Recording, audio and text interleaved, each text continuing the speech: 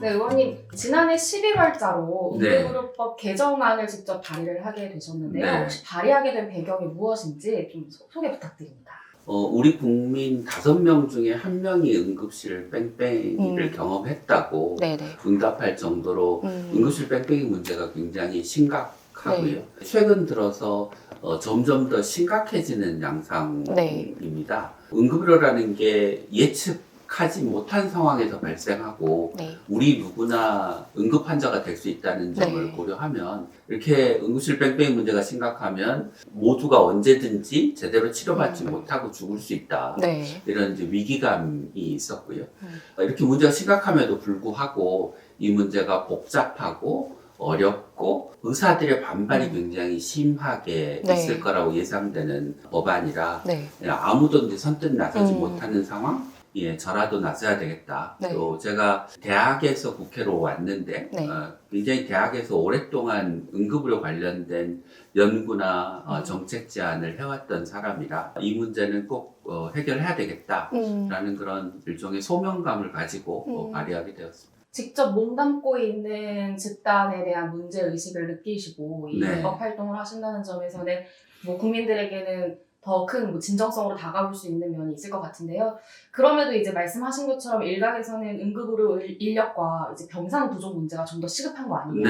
뭐 이런 주장 또 비판이 있어요. 이에 대해서는 그럼 좀 어떻게 생각을 하세요? 지역 필수 의료 문제를 해결하기 위해서는 의사도 늘려야 되고 의료 체계도 고쳐야 되는 두 가지를 다 해야 문제가 해결이 되는 거잖아요. 결국 응급의료의 문제도 병원의 인력과 시설을 늘리는 것과 함께 지금처럼 구급대원이 병원에 일일이 전화해서 허락받고 환자를 이송하는 시스템? 그래서 골든타임을 놓치고 받아주는 병원이 없으면 응급 환자가 구급차 안에서 길거리에서 사망해야 되는 이런 상황을 해결하기 위해서는 앞서 말씀드린 것처럼 한편으로는 응급실의 인력 문제를 해결하는 것과 함께 현재 왜곡된 이송체계를 고치는 일 두 가지를 병행해야지 어느 하나만 한다고 문제가 해결되는 건 아니다라는 말씀을 드리고 싶습니다. 그렇기도 하고요. 이제 의원님께서도 의사 출신이긴 하지만 이런 법안이 이제 의료계에 반발이 있다 보니까 좀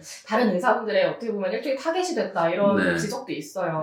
그러면 이 법안을 처리하는 과정에서 어쩔 수 없이 좀 의료계 쪽과 진통이 있을 수밖에 없을 것 같은데 뭐 현장 인력이나 뭐 의료계 앞으로 좀 소통은 어떻게 해나가실 생각이신지? 사실 저희가 응급의료법 개정안을 내겠다라고 의사를 밝힌 거는 이미 1년 전입니다. 그때도 저희가 이번 11월에 발의한 응급의료법 개정안의 내용을 가지고 사전에 응급의학회, 소방, 그다음에 복지부하고 소통을 해왔고요.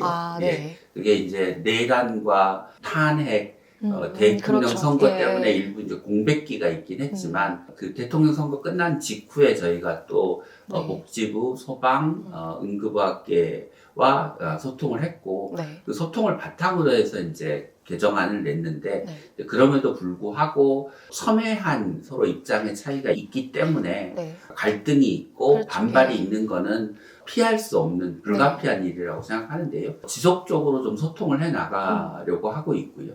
또 저희가 이렇게 이제 개정안을 내고 이게 국민들에게 심각한 문제라고 하는 사실을 정부가 인식하고 나서 국무총리실에서 소방청과 복지부 양쪽의 입장을 조율하는 과정 중에 있습니다. 그 과정 중에 일선의 구급대원, 일선에서 환자를 진료하는 응급의료진의 의견을 들어가면서 조정안을 현재 마련하는 중에 있고요.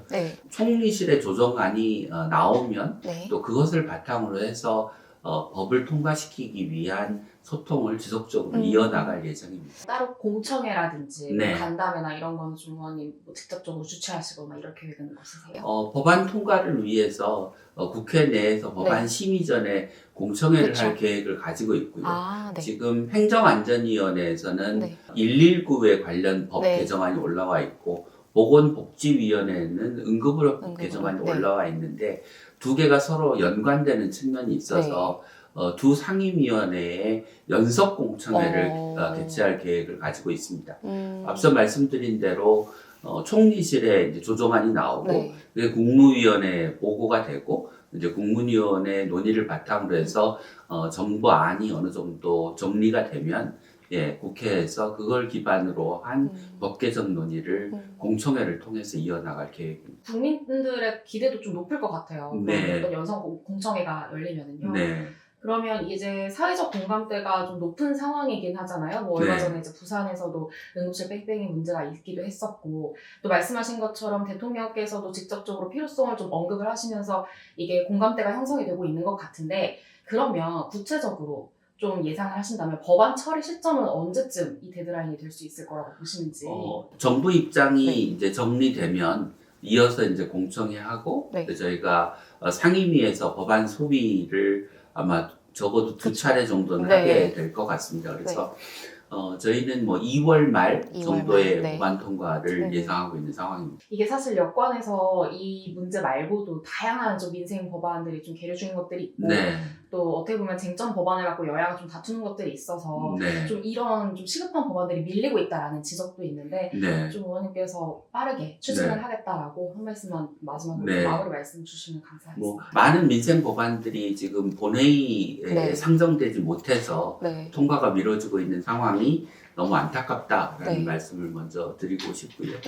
여러 가지 정치적인 상황이 복잡하고 어렵지만 저희는 또 해당 상임위원회에서 중요한 민생 법안들을 처리하기 위해서 열심히 법안도 준비하고 야당과 협상도 하고 법안 시비도 하고 있다는 점을 말씀드리고요. 앞서 말씀드린 대로 2월 안에 응급의료 체계를 정상화하고 응급실 뺑뺑이 문제를 해결하기 위한 법안을 반드시 통과시키기 위해서 최선을 다하겠다는 말씀을 드리겠습니다.